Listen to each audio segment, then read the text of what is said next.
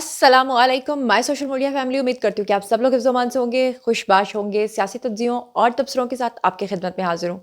तो चलिए जनाब, बिना टाइम वेस्ट किए शुरू करते हैं पहली खबर से। और इस वक्त स्क्रीन के ऊपर आपको चौधरी फवाद हुसैन का एक ट्वीट नज़र आ रहा है और नीचे आपको रऊफ़ हसन का ट्वीट नज़र आ रहा है और बाकायदा तौर पे इन दोनों के दरमियान गालम गलोच हुई है। अब उसकी रीज़न क्या है?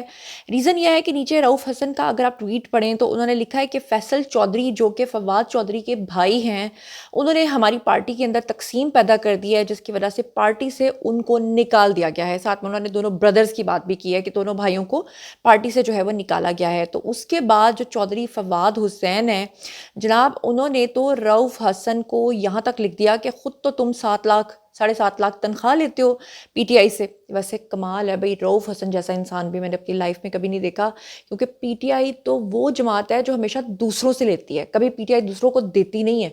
लेकिन वाहिद रऊफ़ हसन है जो कि पीटीआई से लेते रहे हैं और अभी तक लेते हैं। तो अब इस सिलसिले में जनाब जी चौधरी जो फवाद चौधरी हैं, इन्होंने जनाब बीसी तक लिख दिया, यानी गाली तक दे दी है रऊफ़ हसन को। और झगड़ा जो है ना वो इनका आपस में सबका जो है ना वो शुरू हो गया है। सब एक दूसरे के दस्तों गिरेबान हुए हुए हैं।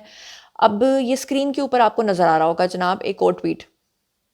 ये हिब्बा फवाद चौधरी जो फवाद चौधरी की मिसेज हैं, उन्होंने किसको गालम गलोच की है? उन्होंने की है जी फलक जावेद खान को। वैसे फलक जावेद खान को तो बनती भी थी, जायज़ भी है, क्योंकि चौधरी फवाद हुसैन जो हैं मोहतरम, चौधरी कहते हुए ज़रा मेरी ज़ुबान थोड़ी सी गुंग हो जाती है, उसके लिए माजरत। तो फवाद चौधरी ने कहा, एक ट्वीट किया, उन्होंने लिखा कि ये कौन सी क़यादत है, इससे अच्छा तो इस्टेब्लिशमेंट कोई सूबेदार ऑफिशियल लगा देती।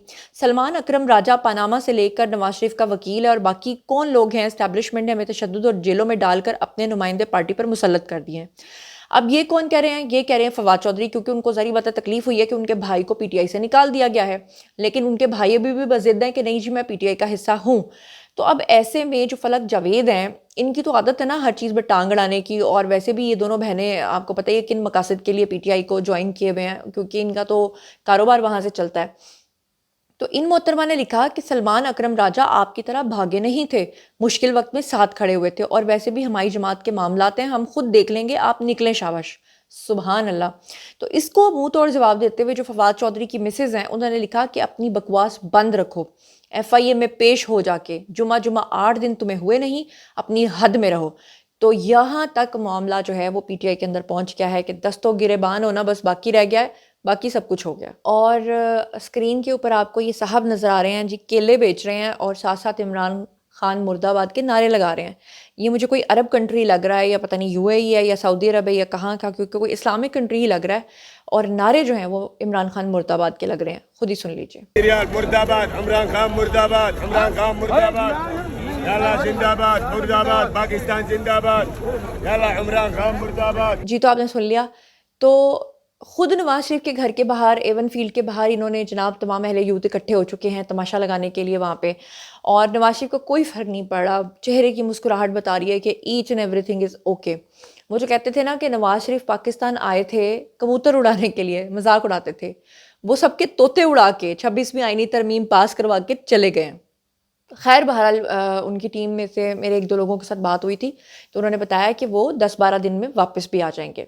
और वो जो गए हैं वो कुछ ख़ास मकासद के लिए गए हैं, पाकिस्तान की तरक्की के लिए, नए मुआहदों के लिए, नए लोगों को इनवाइट करने के लिए, पंजाब की तरक्की के लिए स्पेशली, क्योंकि उनकी बेटी जो है पंजाब की सीएम है।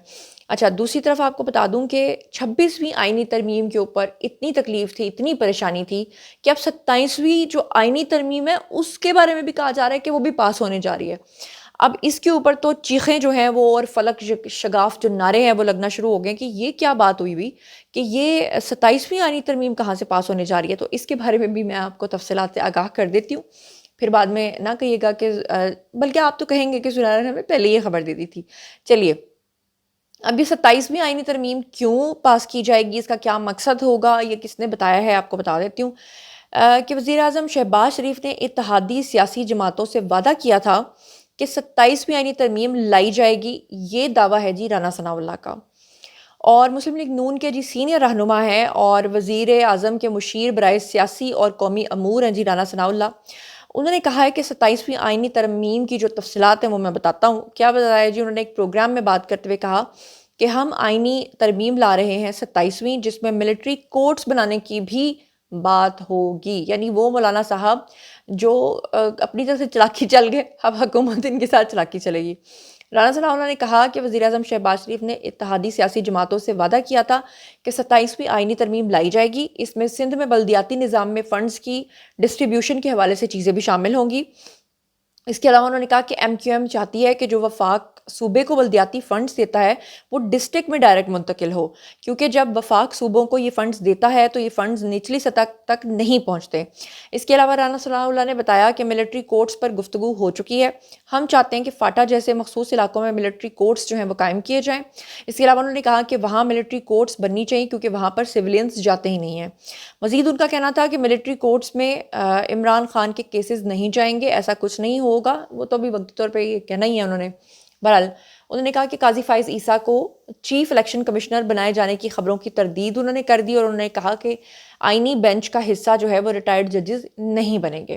اور ویسے بھی جسٹس قاضی فائز عیسیٰ نے تو پاکستان کا نام روشن کر دیا ہے. وہ تو برطانیہ کے جس یونیورسٹی سے وہ پڑھے تھے انہوں نے واپس ان کو بینچر بنا لیا ہے، اور ان کی تو اعزاز میں عشائیہ بھی دیا ہے، اور پاکستان کی تاریخ میں یہ پہلی بار ہونے جا رہا ہے. ایک اور بڑی اہم خبر ہے جو آپ کے ساتھ شیئر کرنے جا رہی ہوں جناب، وہ یہ ہے کہ ایم این اے ہے جی مبارک زیب خان، ان کے بھائی کی جان گئی تھی پی ٹی آئی کی وجہ سے. پی ٹی آئی کی وجہ سے انہوں نے اپنی جان دے دی تھی، لیکن بعد میں پی ٹی آئی والوں نے اپنے ہی اس شخص کو جو ہے وہ غدار قرار دینا شروع کر دیا. ان کی تو ایک عادت ہے ٹیشو کی طرح اس بندے کو استعمال کرو اور اس کے بعد جو اس کے خلاف پروپیگنڈا شروع کر دو. اب یہ جو ایم این اے ہے یہ بیسکلی کہتے ہیں کہ جی وہ انڈیپینڈنٹلی جیتے تھے اور پی ٹی آئی نے ان کو اپنا یعنی اس میں شامل کر لیا تھا. اب ایک ویڈیو کو سوشل میڈیا پر بہت زیادہ وائرل کیا جا رہا ہے جس میں کہا گیا کہ دیکھو جی یہ بندہ جو ہے نا اس کے پیچھے لوگ پڑ گئے، لوگوں نے اس کو تھپڑ مارے، لوگوں نے اس کو جو ہے وہ اس لیے کیا یہ سب کچھ کیونکہ وہ دوسری جماعت کو جوائن کرنے جا رہا ہے، کیونکہ اس نے عمران خان کو چھوڑا. جو عمران خان کو چھوڑے گا وہ ذلیل ہو جائے گا. اب یہ آپ کو شیئر کرتی ہوں جی. احمد حسن بوبک ہیں جی، انہوں نے ٹویٹ کیا اور لکھا کہ شہید بھائی کا خون بیچنے والے مبارک زیب خان کو باجوڑ کے عوام نے اوقات یاد دلا دی، حلقے میں واپس پہنچنے پر عوام نے گھیر لیا. اس کے اوپر یہ فلک جاوید، صنم جاوید جیسی تھرڈ کلاس عورتوں نے بھی ٹویٹس کیے ہوئے تھے کہ جناب تھپڑ پڑ گئے، یہ ہو گیا وہ ہو گیا. جبکہ میں آپ کو بتاؤں کہ یہ ٹوٹلی خبر جھوٹی ہے. اور یہ جو ویڈیو آپ کو اسکرین پہ نظر آ رہا ہے جس کے بارے میں آپ پوچھ رہے ہوں گے کہ پھر یہ ویڈیو کہاں سے آ گیا، تو بتاؤں کہ یہ ویڈیو اس وقت کا ہے جب ان کے بھائی کو شہید کیا گیا تھا. اس وقت جو بھگدڑ مچی تھی، اس وقت جو لوگ اکٹھے ہوئے تھے، یہ ان کے بھائی ہدایت اللہ خان کی شہادت کے دن کی ویڈیو ہے. اور اس ویڈیو کو عمران ریاض خان ملون نے بھی شیئر کیا تھا، اور جب ان کی نشاندہی کی گئی تو وہ بلاک کر کے اس ویڈیو کو ڈیلیٹ کر کے بھاگ گئے. جس نے ان کو بتایا کہ محترم آپ غلط خبر شیئر کر رہے ہیں اس کو بلاک کر دیا، خود جو ہے وہ ویڈیو ڈیلیٹ کیا اور بھاگ گئے. یہ ہے جی عمران ریاض خان کا وتیرہ. اور پچھلے تقریباً کوئی 1.5 سال سے تو میں عمران ریاض خان کی خبروں کو فالو کر رہی ہوں. کون سا ایسا جھوٹ ہے جو اس آدمی نے نہیں بولا. ایک دفعہ تو کیا بولوں، اب ایک دفعہ میرے ہسبینڈ کی شرط لگ گئی آفس میں، کیونکہ آفس کے لوگ جو ہیں وہ سنتے تھے اس کو، عمران ریاض خان کو. تو عمران ریاض خان نے اپنے ولاگ میں بتایا کہ عمران خان جو ہے وہ ڈیالہ جیل میں نہیں رہتے، وہ اپنے گھر کے اندر نظر بند ہیں، یعنی کہ وہ بنی گالہ میں رہتے ہیں. اس بات پہ شرط لگی اور شرط میں پھر اوبیسلی میرے ہسبینڈ جیتے کیونکہ ان کو خبریں میں دے رہی تھی. اور جو بیچارے آفس والے تھے وہ اتنے بیچارے پریشان ہوئے کہ ایک تو ان کو ٹریٹ پڑ گئی، اور ٹریٹ بھی اچھی خاصی مہنگی، کافی بڑا بل بن گیا. اس کے بعد انہوں نے اس شخص کو انفالو کر دیا. مطلب یہ بندہ اتنا جھوٹ بولتا ہے کہ ابھی کل پرسوں میں اس کا ایک ویڈیو دیکھ رہی تھی جس میں اس نے کلیم کیا کہ سپریم کورٹ میں جو آپ کوئی سپریم کورٹ میں اگر کوئی کیس آپ دائر کرتے تھے یا کوئی اپیل آپ کرتے تھے تو اس کی پہلے فیس 50,000 روپے ہوتی تھی، ابھی انہوں نے 10 لاکھ روپے کر دیے. تو مجھے یقین نہیں آیا کہ ایسے کیسے ہو سکتا ہے کہ 50,000 سے جمپ مار کے ایک دم 10 لاکھ کے اوپر چلا گیا. جب میں نے خبر کی تحقیق کی تو پتہ چلا یہ خبر ہی جھوٹی ہے. بلکہ 10 لاکھ والا معاملہ یہ ہے کہ سپریم کورٹ نے یہ کہا ہے کہ جب کسی کے مالی معاملات کا تنازع چل رہا ہوگا اور اگر وہ اماؤنٹ جو ہے تنازع کی اماؤنٹ پہ جس پہ تنازع ہے اگر وہ 10 لاکھ سے کم اماؤنٹ ہوگی تو وہ سپریم کورٹ میں نہیں جا سکے گی، اسے نیچے کے کورٹس دیکھیں گے. اگر 10 لاکھ سے اوپر کی اماؤنٹ ہے یا 10 لاکھ کی اماؤنٹ ہے تو پھر آپ اس کو اپیل کر سکتے ہیں. اس نے کہاں سے خبر جوڑ کے کہاں، مطلب ایک ان پڑھ شخص ہے. لیکن بات پھر وہی ہے نا کہ سچ جاننے کے لیے اگر 25-50 ہزار لوگ دیکھیں گے اور جھوٹ جاننے کے لیے جو ہے وہ 7.5 لاکھ بندہ اس کو روزانہ سن کے اپنا دماغ خراب کر کے سو جاتے ہیں.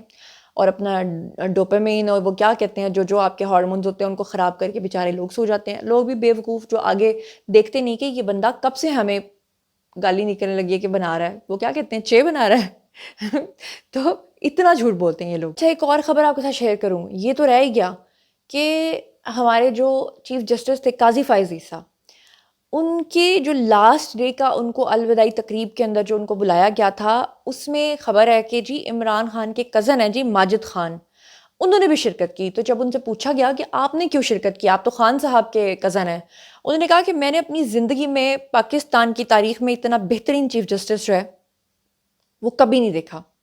تو ان کے انصاف کی وجہ سے، ان کے ڈیئر کی وجہ سے، ان کی سچائی کی وجہ سے میں اس تقریب میں جو ہے وہ شرکت کرنے کے لیے آیا ہوں. اور یہ کون کہہ رہا ہے؟ عمران خان کا اپنا فیملی ممبر. لیجیے جناب، جیسے کہ میں بات کر رہی تھی کہ پی ٹی آئی والوں کا وتیرہ ہے کہ وہ انسان کو ٹیشو کی طرح استعمال کرتے ہیں، پھر مبارک زیب کی طرح اور بہت سارے لوگوں کی طرح، فواد چودھری کی طرح، ان کے بھائی کی طرح سب کو ٹھڈا مار دیتے ہیں. اب کی بار یہ سارا ملبہ گرایا جی زین قریشی کے اوپر. زین قریشی جو کہ شاہ محمود قریشی کے بیٹے ہیں، اور پچھلے دنوں ان کے اوپر الزامات لگ رہے تھے کہ جناب انہوں نے پارٹی کے ساتھ لائلٹی نہیں دکھائی ہے. تو فائنلی ان کو شو کاز نوٹس ملا، جس کے بعد جو زین قریشی ہیں انہوں نے قومی اسمبلی میں ڈپٹی پارلیمانی لیڈر کے عہدے سے استعفیٰ دے دیا ہے. زین قریشی نے شو کاز نوٹس ملنے کے بعد عہدے سے استعفیٰ دیا، اور زین قریشی نے یہ بھی کہا کہ میں نے پارٹی کی جانب سے بھیجے گئے شو کاز کا جواب دے دیا ہے اور شفاف انکوائری اور پارٹی حامیوں کے جذبات کے احترام میں استعفیٰ دیا ہے. انہوں نے کہا کہ اپنی پارٹی اور بانیہ پی ٹی آئی اور اپنے والد کا وفادار تھا، ہوں اور رہوں گا. انہوں نے کہا کہ گزشتہ دنوں پاکستان تحریک انصاف نے منحرف اراکین کو شو کاز نوٹسز جاری کیے تھے، جس میں میرا نام بھی شامل تھا. آپ کو بتا دوں کہ قومی اسمبلی جو ہے وہ زین قریشی کو کچھ دنوں سے منظر عام سے جو ہے وہ غائب ہونے کی وجہ سے کہہ رہی تھی کہ شاید اس لیے جو ہے وہ یہ جو خاص طور پر 26ویں آئینی ترمیم پاس ہوئی تو پوری پی ٹی آئی نے ان کو جو ہے وہ متنازع بنا دیا. ان کی جو ہمشیرہ ہیں جی مہر بانو قریشی، انہوں نے اپنا ایک ویڈیو بیان بھی جاری کیا تھا جس میں انہوں نے کہا تھا کہ میرے بھائی کو اغوا کر لیا گیا ہے. وہ اغوا کرنے کا جو تماشا تھا نا، اس کے بعد پی ٹی آئی کے لوگوں کا اور شک بڑھ گیا کہ جناب یہ بندہ جو ہے یہ ملا ہوا ہے. اور بعد میں ویڈیو بیان میں زین قریشی نے بھی کہا تھا کہ اپنے والد اور شاہ محمود قریشی کے کہنے پر جو ہے وہ میں نے روح پوشی اختیار کی ہوئی تھی، اور لاہور مجھے بلایا گیا اور کہا گیا کہ کسی صورت آئینی ترمیم جو ہے وہ منظور نہیں ہونی چاہیے. لیکن بہرحال اب انہوں نے استعفیٰ دے دیا. ایک اور بڑی امپورٹنٹ خبر آپ کے ساتھ شیئر کرنے لگی ہوں کہ جو اب ہمارے نئے چیف جسٹس بنے ہیں، اب ان کو بھی متنازع کرنے کی کوشش کر رہے ہیں پی ٹی آئی والے. انہوں نے، آپ کو پتہ ہے کہ خبر آئی تھی کہ جو جسٹس یحییٰ افریدی ہیں، انہوں نے اپنے ساتھ جسٹس منیب اختر اور جسٹس منصور علی شاہ، ان دونوں کو بھی شامل کر لیا ہے. اس کے بعد پی ٹی آئی والے بڑے خوش ہو گئے، تو انہوں نے کہا جی کہ اب انہوں نے جسٹس امین الدین کو نکال دیا ہے، یعنی حکومت کے خلاف چل پڑے ہیں تاکہ بعد میں ان کے خلاف پروپیگنڈا کر کے ان کو بھی قاضی فائز عیسیٰ کی طرح گالیاں پڑھوائی ہیں. انہوں نے طریقہ شروع کر لیا ہے.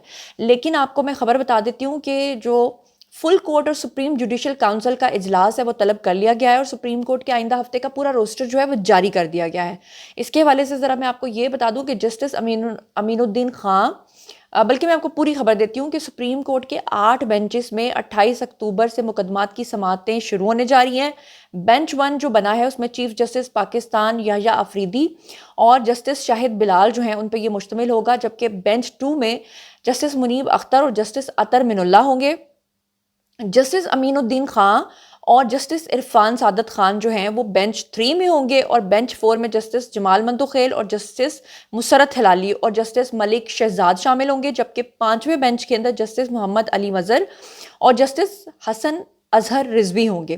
بینچ 6 میں جسٹس عائشہ اے ملک اور جسٹس عقیل عباسی ہوں گے. بینچ 7 میں جسٹس شاہد وحید اور جسٹس نعیم اختر افغان ہوں گے، اور بینچ 8 میں جسٹس سردار طارق مسعود اور جسٹس مظہر عالم ہوں گے. سپریم کورٹ نے 4 نومبر سے 8 نومبر تک کے لیے ججز روسٹر جاری کر دیا ہے، اور 4 سے 8 نومبر تک 8 بینچز پر پرنسپل سیٹ پر مقدمات کی سماعت کریں گے. اور بینچ 1 جو ہے وہ چیف جسٹس پاکستان یحییٰ افریدی اور جسٹس شاہد بلال جو ہیں ان کے اوپر مشتمل ہوگا. اور باقی جو ہے نا وہ ساری ڈیٹیلز اگر آپ کو بتاؤں گی تو ٹائم سارا گزر جائے گا. تو وہ لوگ جو کہتے ہیں کہ جسٹس امین الدین کی چھٹی کرا دی، ان کو نکال دیے، تو سب بکواس باتیں ہیں. تو جناب یہ تھیں آج کی خبریں. باری ہے جی آپ لوگوں کی. آئیے کامنٹ سیکشن میں اور بتائیے کہ آپ ان تمام خبروں کے بارے میں کیا سوچتے سمجھتے ہیں. جو کچھ بھی آپ سوچتے سمجھتے ہیں شیئر کیجیے، پرسنلی جواب دوں گی. مزید خبریں، ولاگز، انٹرویوز اور سیاسی تجزیے جاننے کے لیے میرے ساتھ کنیکٹڈ رہنا ہرگز مت بھولیے گا. چینل کو سبسکرائب کر لیجیے گا. اپنا بہت خیال رکھیے گا. اللہ نگہبان.